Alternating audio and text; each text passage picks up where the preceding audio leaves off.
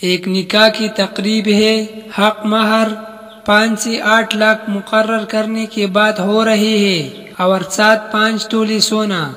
سسر اپنے داماد کو 7 والی کرسی پر بلاتا ہے، سرگوشی میں پوچھتا ہے، بیٹا آپ کتنا مہر آسانی سے دے سکتی ہے؟ داماد کہتا ہے، آپ لوگ جو مقرر کریں منظور ہے، لیکن میں اگر زیادہ کوشش کروں تو 2 لاکھ دے سکتا ہوں۔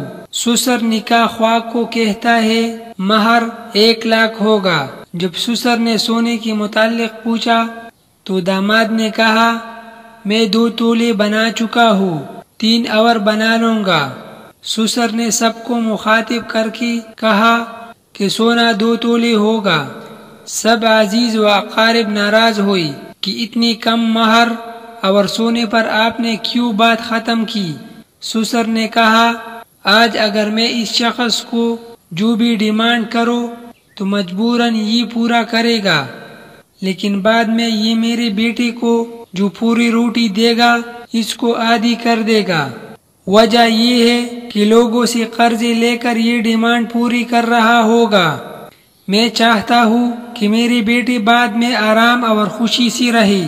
اس شادی کی 15 سال ہو گئی۔ وہ داماد اپنی بیوی کا خیال رکھتا تھا اور سسر کی خود سے زیادہ عزت کرتا تھا۔ نکاح آسان بناؤ، زنا سے نجات پاؤ۔